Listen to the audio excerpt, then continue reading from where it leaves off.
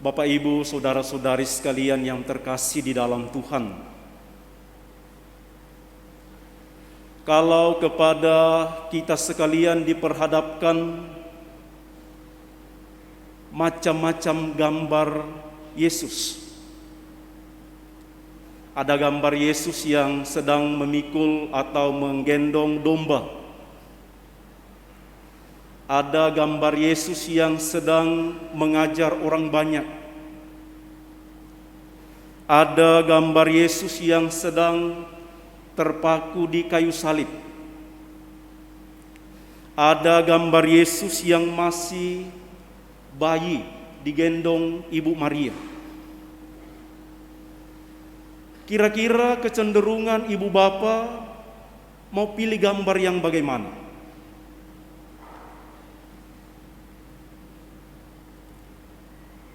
Mungkin dalam hati kecenderungan kita akan menghindari gambar yang Yesus terpaku di kayu salib, atau gambar Yesus yang bermahkotakan duri dan berlumuran darah. Mungkin kecenderungan itu ada. Dan benar saudara-saudari, kecenderungan kita manusia selalu ingin menghindari yang derita, korban, kesulitan-kesulitan. Tadi saya mendengar ada cerita seorang anak SD. Dia diberi PR di sekolah. Tapi karena dia tidak ingin mengerjakan PR itu, ia mengambil uang jajannya dia itu, lalu dia bayar temannya untuk mengerjakan PR-nya. Saya dalam hati berpikir, anak ini nanti kalau besar kira-kira bagaimana modelnya? Kalau dia kerja keras dan dapat banyak uang, baik. Lalu dia membayar orang-orang lain untuk mengerjakan tugas-tugas yang berat. Tetapi kalau dia kemudian memanfaatkan uang orang lain untuk membayar atau menyogok, itu berarti orang ini memang menghindari penderitaan. Padahal kita sehari-hari selalu bertemu dengan derita.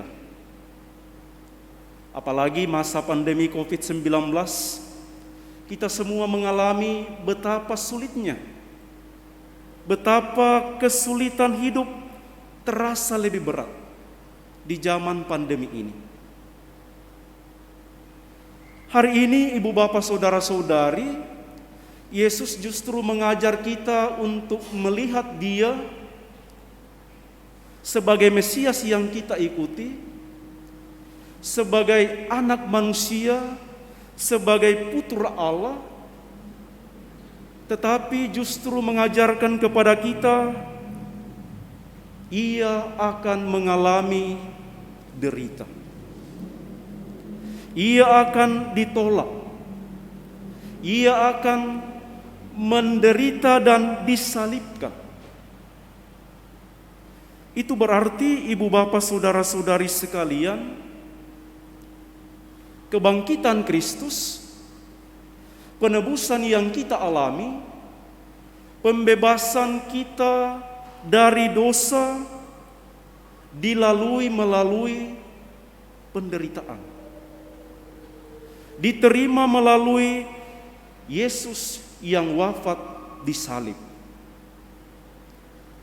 Dan kita mendengar tadi dalam Injil, murid-murid tidak mampu menangkap, belum bisa mengerti bahwa kehidupan kekal, penebusan atas dosa kita terjadi melalui pengorbanan Yesus di kayu salib.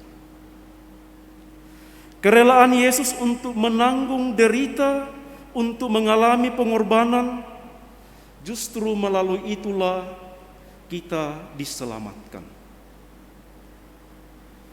Maka ibu bapak saudara-saudari sekalian yang terkasih, kalau kita berjumpa dengan penderitaan di dalam kehidupan, kalau kita mengalami tantangan-tantangan di dalam kehidupan, karena mau mewujudkan iman kita, karena kita ingin mengasihi, mengungkapkan iman kita, baiklah kita menempatkan penderitaan-penderitaan itu bersama dengan korban Yesus, bersama dengan derita yang dialami oleh Yesus. Kalau kita mampu menempatkannya itu dalam korban dan derita Yesus di kayu salib, saya yakin kita semua akan mengalami apa artinya kebangkitan. Kita semua akan menghadapi derita itu, kita semua akan menghadapi korban karena iman itu dengan sukacita, dengan penuh harapan, dengan penuh keyakinan bahwa melalui pengorbanan ini ada sesuatu nilai yang akan terjadi. Maka mudah-mudahan ibu bapak saudara-saudari sekalian, bersama dengan Rasul Yakobus dalam bacaan kedua menyampaikan kepada kita, mari kita mewujudkan iman kita itu melalui perbuatan-perbuatan yang baik. Barangkali memang pengorbanan perbuatan baik itu butuh pengorbanan dari kita.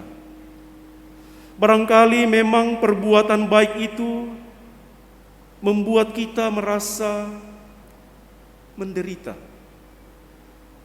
mengorbankan diri, mengorbankan waktu kita, mengorbankan perasaan kita demi mengasihi pasangan, mengasihi orang tua, mengasihi anak-anak kita, mengasihi sesama kita.